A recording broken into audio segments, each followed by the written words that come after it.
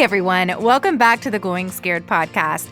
This is your host, Jessica Honegger, founder of the social impact fashion brand Noonday Collection. Join me here every week for conversations on living lives of purpose by leaving comfort and going scared. All right, guys, I finally broke. Yep. It took a few months for COVID-19 to break this Enneagram 7 problem-solving entrepreneur. But between online school and all new schools for my kids, a little cancer scare, some friends going through a ton, switching 2 kids halfway to an entirely new school mid-semester, and some other personal hardship of my own, suddenly had anxiety and fear knocking on my door. Now, a good majority of podcasters have done incredible episodes on mental health during COVID-19, and I thought, it's been done. But guys, it is time for me to jump on the mental health bandwagon. So when I knew I wanted this series to be on mental health, especially during the holidays, there was really only one person that came to mind, Dr. Curt Thompson. And thankfully, he said yes. Dr. Curt Thompson is a psychiatrist, speaker, and author who connects our intrinsic desire to be known with the need to tell truer stories about ourselves, showing us how to form deep relationships, discover meaning, and live integrated, creative lives. He's also a personal mentor of mine.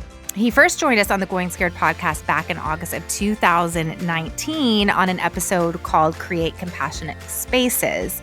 And we talked a lot about what it really means to know someone and then allow yourself to be known. So definitely go check that episode out. Now, I want to point out that this series is a bit atypical from other Going Scared episodes. First of all, it's a 3-part series with the same person. And as you're going to hear, you're going to be counting down the days until next week and your next episode. It's also the first series where faith plays a critical and central role. Curt is a Christian and he approaches his psychiatric work from a biblical perspective. So I just wanted to let you guys know, because I know that this is a very faith-inclusive podcast, but that is the context of these 3 episodes. And lastly, it's the first time I'm actually wondering if we need to change the podcast name, because after 2 hours of talking with Curt, now more than ever, I want to turn away from fear towards pursuing a life of being known and loved, which is the great antidote to a life of fear and anxiety. I don't know. What do you think? Going known, going loved, going together?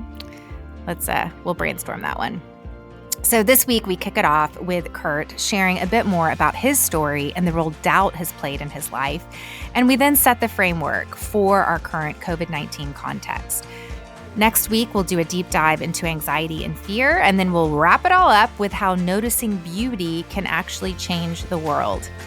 So speaking of beauty, I truly hope you consider shopping Noonday Collection for all of your loved ones this holiday season, because that is right, we have all of your family members covered. We have our first ever men's collection. We have DIY kits for kids. We have home items like candles and little trinket trays. And of course, along with our special gold jewelry that tells a greater story. So we've got you covered. So it means so much to me to know that my Going Scared listeners will be gifting and getting some Noonday under the tree this year. So make sure you visit noondaycollection.com. All right, sit back. Here we go. Dr. Curt Thompson.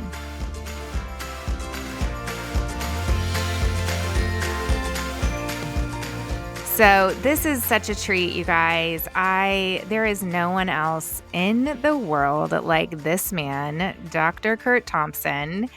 And for the first time, we're doing a 3-part series. So we're going to settle in, which is good because Curt is an incredible storyteller and is a very captivating person to listen to. So it's going to be a really great series. But I wanted to tell the listeners first just how we met Curt. Well, we really met at a small, there were 8 of us in this Enneagram class with Ian Crone. Yeah, there are very few of us. Yeah. Very few of us. That was my first sort of learning about the Enneagram. And there I am, soon to find out. I was sitting across from Dr. Curt Thompson, one of the speakers at the retreat. And we got to know each other after that leadership retreat. And I even had you down to my family ranch in Texas for another leadership retreat. And that Mm. maybe was your first time to eat barbecue with no silverware on, was I that? think, I think it was. I mean, the trip to the ranch and the stop to eat the barbecue was I still vividly see it in my mind, and the table and the paper towels and the just and it was a luscious experience. It really was. It was awesome. Krautz's and Lockhart, guys. It's you got to come to Texas and go to Krautz's. So this is the first time we're doing this 3-part series. So I thought we would just start off, and I'm a little embarrassed to say because, Curt, you are all about knowing people and being known. And as I was preparing for our time together, I realized I don't know if I've heard your story on how you Mm, discovered your unique purpose, which in my mm, limited perspective is to help others fully experience their deepest longing, which is mm, to be known. mm, And mm, of course, we teach what we need to learn. And mm, mm, I wanted to hear a little bit more of mm, your story before mm. we kick it all off. Well, first of all, that's very kind to ask. And can I just say it is such a delight and an honor to be doing this with you. I mean, for your listeners who don't already know this to be the case, is that you're the real deal. You're not Mm, talking about stuff that you're not willing to work on yourself. mm, And in the time that we've come to know each other, I know you to be somebody who's not messing around. Like you're mm, getting after it. You're the things that you talk about are the things that you're working out in your own life. And um, anytime I'm in the presence of someone who is willing to like live in the real world, it enables me to live in the real world that much more effectively and durably. And so I'm grateful to God for you and that He's brought you into my life and that we've had this opportunity to, and even right up to this very moment, have this conversation with your listeners. mm. Thank So you. thank you. Yeah, you bet. One thing I tell people, I think my experience in life is that it feels like Jesus has been coming to find me over the course of my life in many, many different ways and over, different timetables. And I I believe I was found when I landed in the family that I landed in. A God fearing family, imperfect, albeit. They were imperfect, and there are plenty of ways in which those imperfections played themselves out in my life growing up, and even to this day. I'm 58, and I'm even now discovering things about my life with my parents that I'm having to work out. Some of those things I'm not very happy about, and only now am finally getting to a point where I can confront certain things. And so I think God found me in my family. I think God found me at a church camp when I was 13. I think God found me in the school that I went to for university.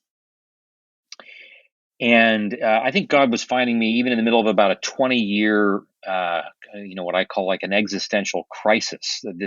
This kind of chronic doubt that plagued me off and on and off and on from the time I was about 13 or 14 to the time I was in my early to mid 30s.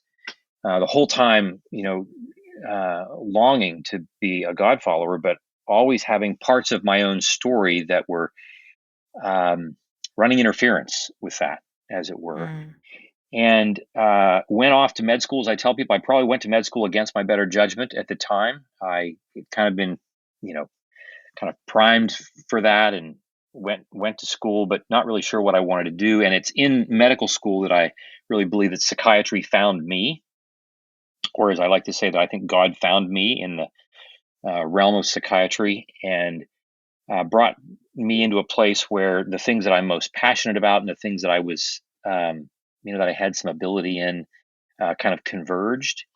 And then about 16 or 17 years ago, after I'd been in practice for about 15 years, and encountered this world, the newly emerging world of what we call interpersonal neurobiology. That's kind of a fancy schmancy term for this combination of how the brain and relationships interact with each other to shape one another, and how paying attention to that brain science, that neuroscience, and that science about relationships also is a reflection, a powerful reflection of the gospel. And that really transformed the way I began to practice psychiatry. Everything from the medical end of things, the psychopharmacology, medication that we use for the treatment of depression and anxiety and bipolar disorder, and a whole range of other experiences that people have, right down to the way that we talk about what it means to be human and how we do psychotherapy, and then the way that it has shaped our practice, and the way that we emphasize now the use of community and groups as a way to really help people do their best living. And along the way, I've had the privilege of writing a couple of books, and have just completed a third that I'm waiting for edits on to come out in this next summer. And I would say in the middle of all this, you you said earlier, Jess, that you name things or you discover things, and then you have to work them out. And I feel like in both instances, both of these books that I've written some things, and then I have to work out the stuff that I've written. And this most recent book on shame, I write the book and spent the next 5 years working stuff out in my own life that had everything to do with shame, unfinished shame business in my own life in a number of different ways. And so I'm and along the way, I would say God has found me with people. He didn't just find me in this abstract thing called psychiatry. I believe God, Jesus came to find me with you. Jesus came to find me in my marriage to my wife Phyllis, with our kids who are now adults. Jesus has come to find me with significant relationships with about a dozen men that I can name that are, if they're not in my life, I'm a dead man. And a number of relationships with other good friends of mine who are women. I think of the retreat that we had at your ranch, and I think of how I've had the privilege of being in relationship with the people who were there, the women who were there that weekend, and thinking like, my goodness, I don't deserve my life.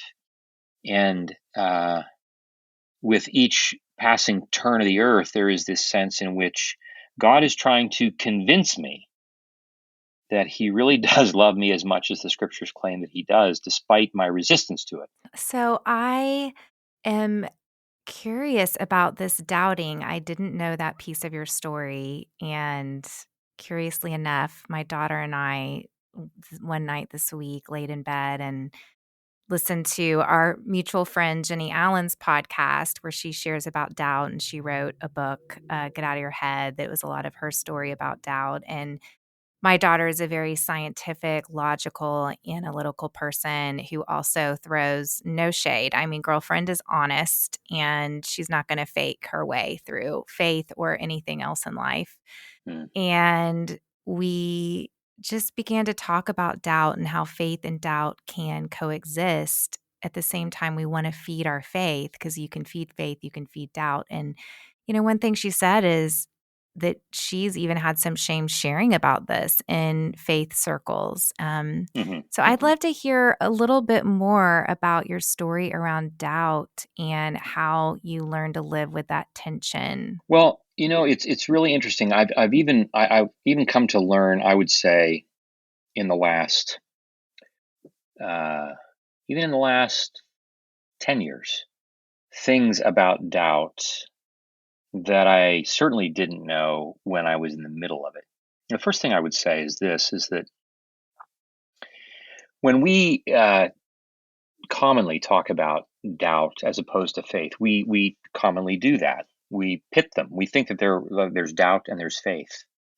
And what's really interesting, there was a well-known, he's no longer living, a well-known philosopher of science by the name of Michael Polanyi.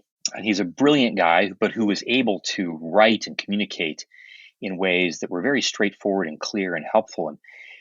And one of the things that he points out is that if you're going to be in science, you have to be open to doubt. So this is a scientist. He was a physical chemist, which is about as smart as you get.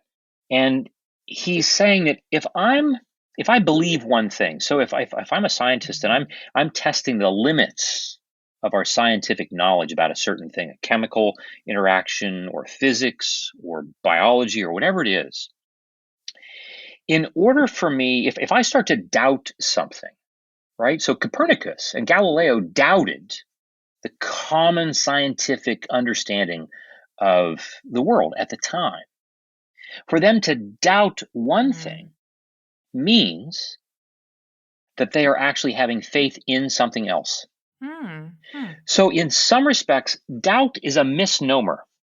It turns out that doubt, first of all, is not just doubt. It is the moment that I doubt one thing, I'm trusting in a different authority. That's exactly what I'm doing. In fact, we often say that, doubt helps us with faith. It's important to know we are only ever people of faith. The question is, what at this moment am I putting my faith in? What am I putting my faith in? And so for me, I hope that makes some kind of sense. But for me, so here's the other thing, and this is what's crucial about the world that we live in now. When we talk about, when I was going through my existential crisis, a lot of it had to do with this. It began when I was about 13 or 14, as I said, and it was all in the playground of faith and religious experience over and against and versus science. And that's a whole other conversation that we could have, because one of the things that we recognize, again, as Polanyi wisely said once, there's no such thing as science. There are only scientists, right? I mean, science, what is that? Well, it's a discipline. It's a collection of things that, there's data out there about the way, the world works. But the only way we know about it is because people tell us. The data does not speak for itself. People have to tell us what the data is, and people give meaning to that data every time that they tell us. And so the question then becomes one of trust. Who are the people in whom I'm going to have faith? And if I'm doubting people who talk to me about Jesus, it's because I'm trusting somebody else who's telling me a different story. It's not about discovering facts that are provable versus other facts that are not provable. It's about, who am I trusting? And for me, it's interesting that you mentioned that your daughter talks about the shame that she experiences in mentioning her doubt in faith circles. What I tell people is that typically, when doubt becomes painful, it is because it is wrapped around with shame. It's not about the doubt; it's about the shame. And one of the things that was so painful for me that I didn't discover until after I started to see a spiritual director when I was in my 30s was that my doubt was really about not just am I doubting a certain thing, kind of like we can doubt lots of things. If I plan to go for a hike tomorrow, but I doubt that it's going to be sunny, right? The weather looks like, I doubt the weather is going to be good enough for me to go on a hike. I change my plan. I don't get wrapped around the axle about it. I might be disappointed, but I don't have some personal existential crisis about my doubt in the weather, because shame isn't involved. But my doubt around faith, as it turned out, was not just I doubt whether or not the Bible is true. It takes it further than that. For me, in my young 13, 14-year-old mind, what I wasn't aware of that was taking place, and that was taking place for the next 20 years, was that to doubt that the gospel is true means that I'm wrong. And for me, to be wrong is to be humiliated. Because for me, in my growing up years, and again, this was not something that my parents actively did, but the story that I took in, the story that I ingested and digested and metabolized, was that at some level, when it comes to ultimate things, Curt, if you're wrong, there's going to be some community out there that's going to humiliate you because of it. At the end of the day, they're going to look at you and say, how stupid could you have been? And so you see, doubt in and of itself is not just a function of whether or not I think something happens to be true, whether or not I think it's going to be true that it's going to rain tomorrow or not. Doubt is often coupled relationally with the question of who will be with me if I'm wrong? If I'm wrong, will you still want to stay in the room with me? Mm. If there's something wrong about me, if I'm imperfect, if I am mistaken, if I'm too much, if I'm not enough, if I'm too broken, will you stay in the room? Will you come to find me? If I'm wrong about Jesus, will you still love me? If I'm wrong about who I am and what I think? And as it turns out, Jess, that's not a question at all about whether or not the gospel is true. That's an interpersonal question about whether or not I believe I'm loved. And as I came to discover, my doubt that got packaged and wrapped in the form of faith and science for such a long time really wasn't about either one of those. It was much more personal than that. It was much more deeply connected to the story that had kind of taken up residence in my life. And again, this has to do with attachment, and why when we talk about attachment processes, those things are so important. That I grew up with the sense that I'm alone in the world, ultimately, at the end of the day. As I said, I had two parents who were, both deeply committed to God and people of integrity, people of great generosity and warmth and care.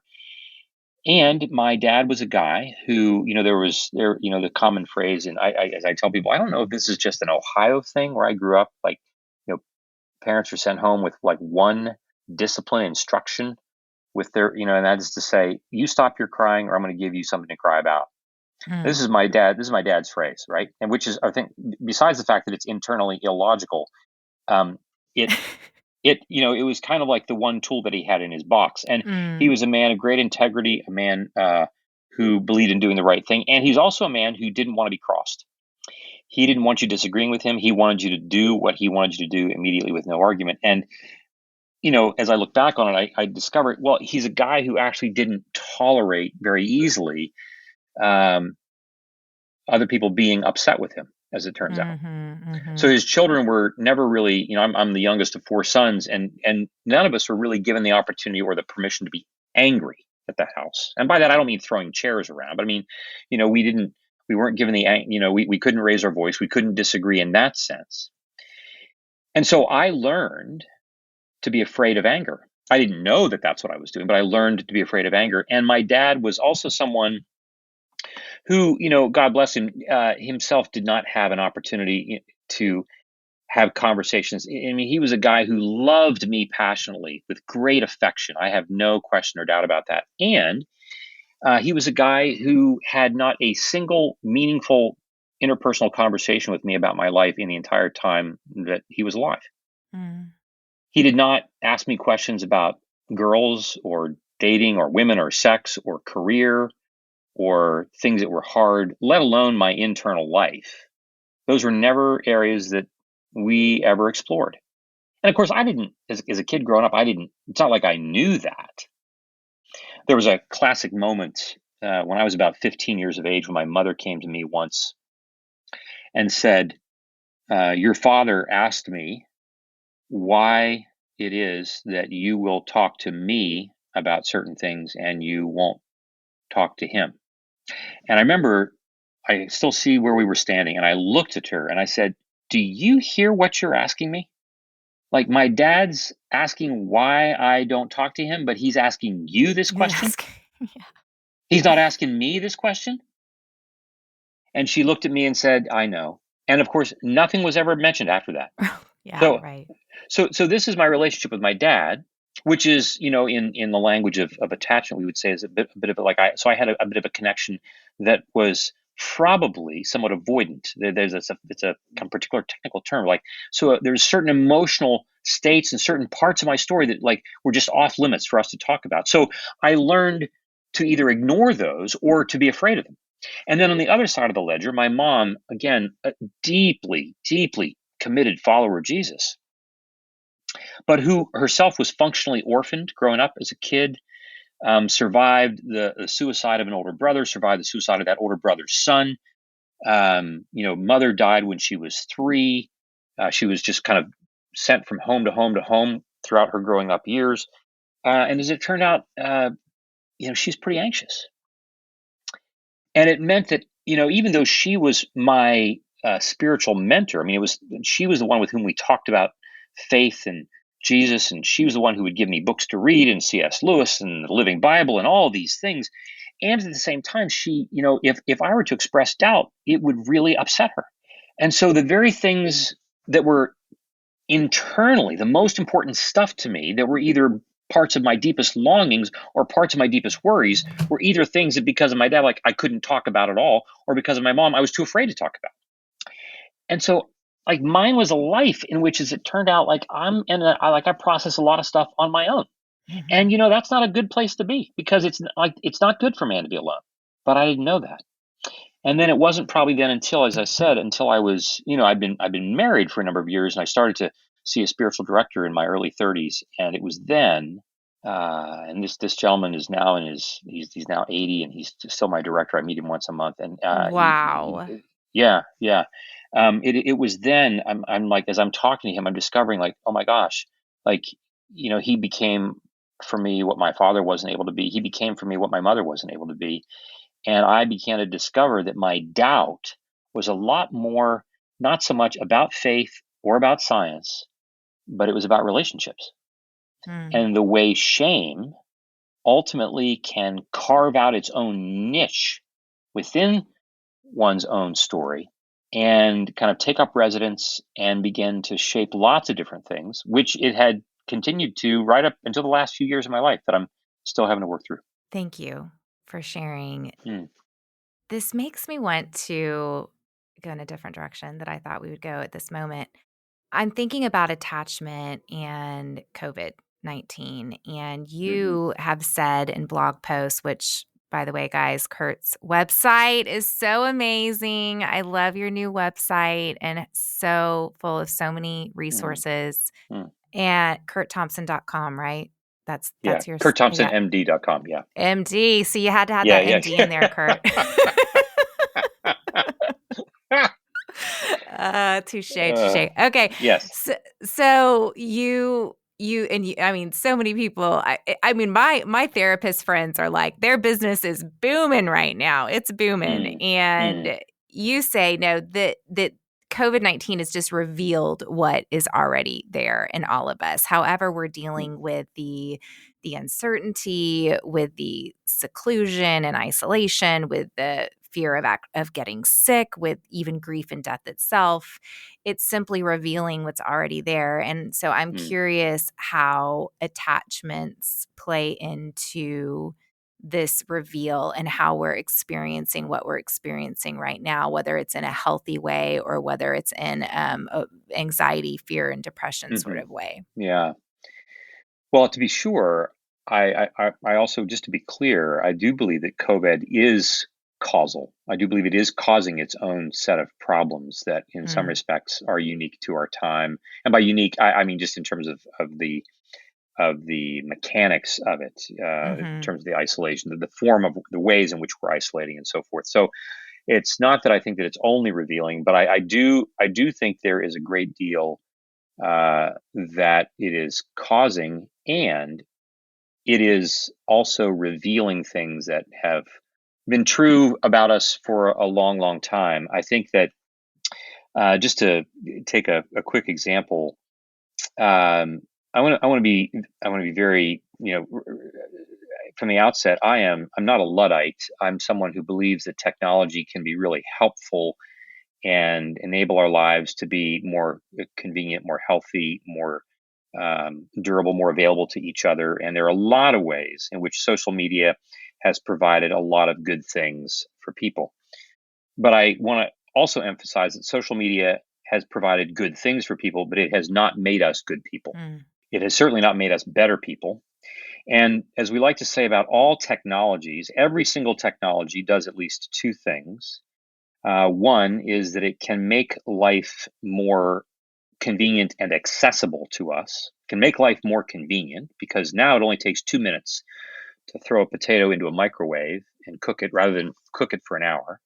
But the other thing that technology always does, beginning with the wheel, at the same time that it makes life more convenient, it also has the potential, not that it always does, but it has the potential for creating greater distance between human beings. Mm. The wheel can help me plow my field, and it can also help me move my family as far away from you as I can because I don't like you. Facebook can provide all the things that it provides, and it easily enables me to be in an echo chamber in which I only am listening to people of like-mindedness and doing so in a disembodied way, and doing so on a platform, and this is what's really important, doing so on a platform that is dependent upon my becoming increasingly distractible. Because our attraction is the commodity that they're after. Or not our It- it- attraction, it- our attention. right, exactly. That's exactly right. My attention is if I'm actually someone who's really good at paying attention to one thing only for a long period of time, I'm going to be a problem for Facebook. Because first of all, I'm not going to want to be on a medium. I'm not going to want to be involved with a medium that is changing things. Like if I want to read War and Peace, if I want to sit for 2 hours with you, Jess, and with you and Joe, and have a long, lingering meal, I don't want to be distracted by advertising. I don't want to be distracted by somebody else's news feed. I don't want the ticker run that's going by. Like I just want to be with you. And that's not going to be good for Facebook because they need me to be distracted by multiple different things because that's where advertising can make their money. And again, this is not to say that all these things are bad, but it is to say it's important for us to recognize that this particular practice that has been going on now for the last, 6 to 12 years in increasingly dense ways has formed us in such a way that we are increasingly unable to tolerate being in the presence of people in which there's also distress. Because my attentional mechanism, first of all, can't tolerate just being in one place at one time for an extended period of time. And emotionally, I am less and less durable because we strengthen by stressing our system. The long bone in the leg, the femur in the leg, is strong because it weight bears, because it pounds the surface of the earth every day. When you go to the weight room, you strengthen musculature by stressing it, by actually causing little microfiber tears on the way to bench pressing 130 to 150 to 220. If we're going to be more resilient, we actually have to be in situations that enable us to be stressed but not overwhelmed, and stressful situations that we can actually engage in. I can get on the internet and look at Facebook and be stressed, but I'm being stressed internally without having access to a real human being with whom I could sit down and have a conversation with them about our differences. Instead, I'm just in an echo chamber. And so all that this does is that it reinforces the notion, A, that I am alone, and B, that I don't have anybody who's coming to help me navigate this, especially someone who is different than me. And that's crucially important in terms of how any and all of this is taking place. So obviously I'm raising, I've got these preteens, teenagers, and I hear you. And we watched The Social Dilemma a couple weeks ago, and my daughter has an iPhone.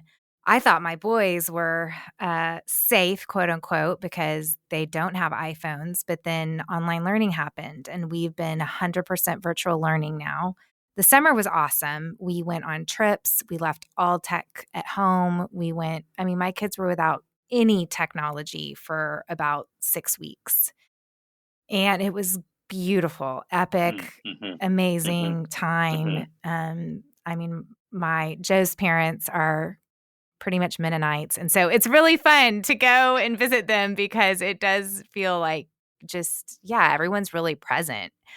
Actually, no one on that family is highly addicted to tech. And I mean, they all are on it, but it's not a thing. So now, just yesterday, actually, I noticed on Amelie's screen time this thing. I didn't know what it was. And I was like, what is this? And so I told her last night, hey, I don't know what this is. And she's like, oh, you just talk to people about that game. You know, that game I love playing. I'm in a chat room. Mom, don't worry. It's really safe. It's not bad. And we just talk about this game. And said, well, I'm a little concerned because I don't know who these people are. And they're just strangers, out there in the world. And it's all online. She goes, Mom, the whole world is online right now. That's all we have. And Curt, I didn't really know what to say to that.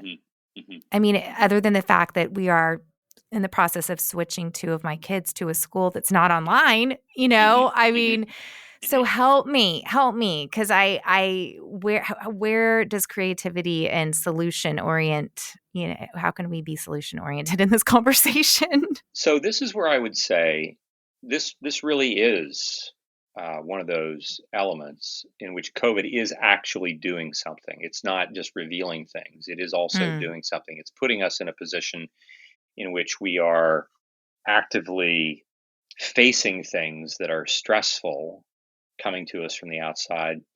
As I wrote in one of the initial essays in response to COVID, I think this continues to be the case, that the story of Jeremiah and the exile of the Jews to Babylon in and around the mid 580s BC is germane to our conversation and to our moment.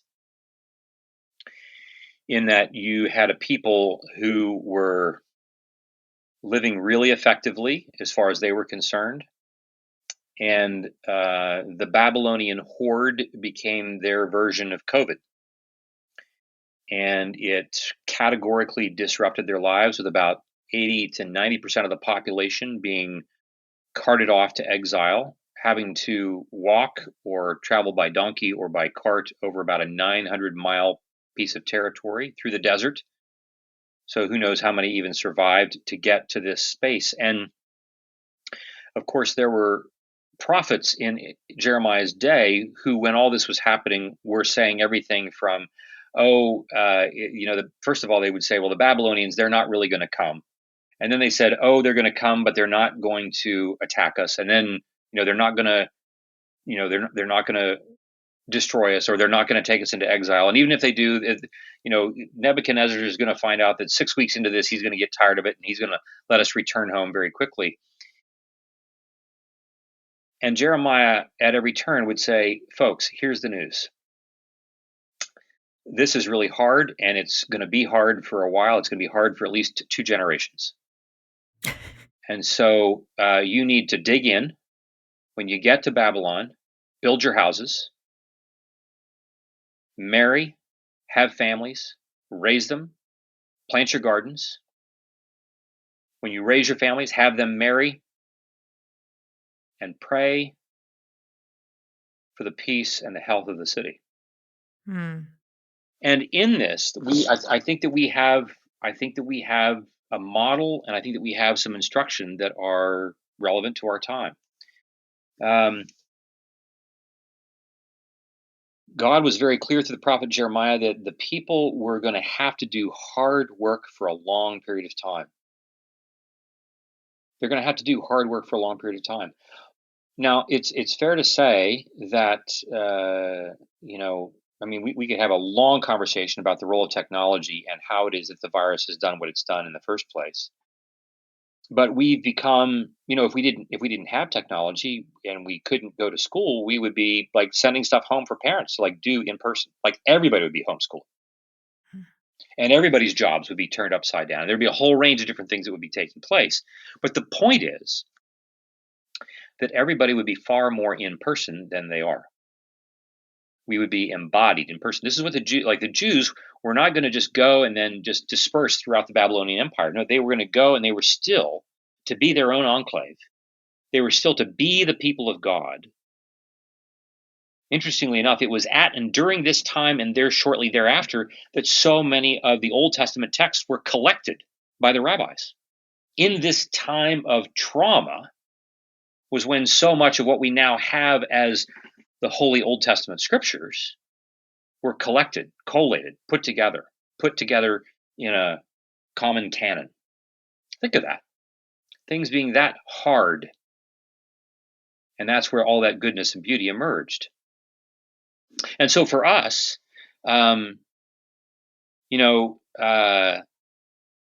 it's going to be tantamount to a call for greater familial intimacy. So what are our families doing on a regular basis to be together? And our kids, because they become so acculturated to being online, my recommendation is going to be then we're going to have to countermand that. And we're going to have to do so by spending as much time in person, being creative in person as we can.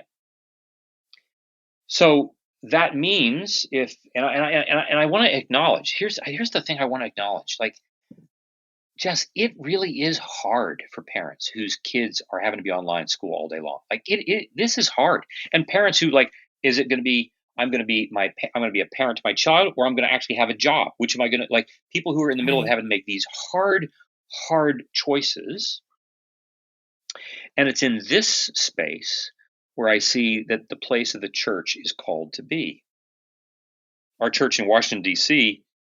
has decided, and at this point, we're not a really large congregation. We have, about 100 folks in our congregation, and we've decided that we want to provide a space in the afternoon for students to come and study, where parents can bring their kids and drop them off, so that parents can do what they need to do, but so those children will be in person with other kids, socially distanced and so forth, with tutors, because we want to give parents some relief, and because otherwise these kids would just be at home online. And we want these kids to have the experience that even if their school, and many of these kids are in DC public schools and they're not going to be, they're all online. We want these kids to have in-person experiences. Right. And so it's going to be crucially important, when Amelie says, "No, Mom, you don't have to worry about it. Everybody's online." I would say, "Well, tell me about the game. Let's talk about the game.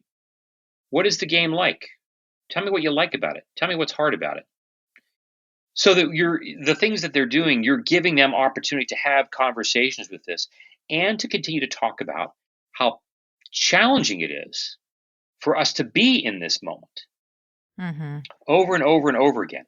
I think, we, in one of the essays I write about grief, and I write about the fact that, we have this idea that if I'm grieving something, and if I have a loss and I tell you, Jess, about the loss, I kind of like live with the notion that, well, once I've told you about the loss, then I've told you. Now the grief for me continues, but I would feel bad about coming back and telling you about the grief again and again and again and again, because at some point you're going to get tired of listening to me. But that is exactly what I need to be doing. I need to know that just like my God, you're not going to get tired of me. You're not going to be ashamed of my ongoing grief just because I haven't yet worked it all out. And that'll be important for all of us to be doing with our kids and with each other in the coming months, because I think this is going to be with us for a while. So I think at one level, we Americans, we think like at some point there's going to be, some solution. There's going to be something that we can do that will relieve us of our affliction. Tell us, what do we do so that we will be okay and not be in this affliction? And I want to say, I don't know, just like the Jews, no, you're not going to be coming back to Jerusalem for at least 70 years. There isn't a quick solution for this. The work is going to be about being connected to each other on a regular basis, being known to each other in deep and meaningful ways, being immersed in good storytelling So in the first essay I write, there's about a dozen recommendations that I have for things that people can do concretely. Those, now that we've been at this for 9 months, they still hold. They still hold. It's still true.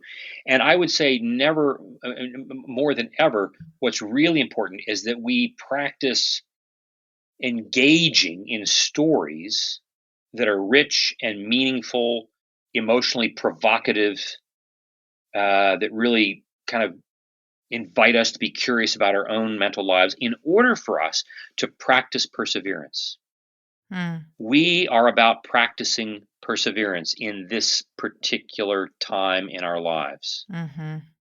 I mentioned in that, and I think there's one I read on time, and this notion that the brain is pretty good at doing a lot of things if it knows what its time limit is. So if you have an injury, and I say, Jess, this injury is going to take you 6 weeks to completely heal from. Now, 6 weeks might feel like a long time, but you have a time frame, and you can lock in on that, and you're going to be able to tolerate that pretty well. If you were to have an injury, and I would say to you, Jess, the news is hard, and that is that this injury that has happened to your knee or to whatever, you're going to have a problem with this for the rest of your life. Now, you're not going to like that, but your brain still has a time dimension that it can measure against. I know, so this is with me for the rest of my life, and so I'm going to have to find ways to do something with that. What the brain does not tolerate very well at all is if I say to you, Jess, this injury, it's important, it's significant, and I don't know how long it's going to be a problem for you. I can't tell you. Those are things that we don't know. And when we don't know those things, our pain becomes suffering. Suffering not just because I'm in pain, but because my brain does not have a time frame within which to measure it. And COVID is kind of like that, in that we don't have a time frame. We don't know when this is going to be over. And so it all the more calls for us to be in the present, like practicing being in the present moment, because I'm forever wanting to race out over the edge of the horizon to the future, hoping, well, at least not in 2 months, because I don't know how long this is going to last. And so I get more anxious. And so practicing being in the present moment, practicing intentionally having conversations, even if those are conversations about people's experiences that they've been having on the internet all day. Right. Reading to each other, being immersed in good literature, being immersed in the scriptures, being immersed in physical activity together, whether that's building things, making things, being immersed together in acts of creativity. All those are going to be important things for us in the coming months.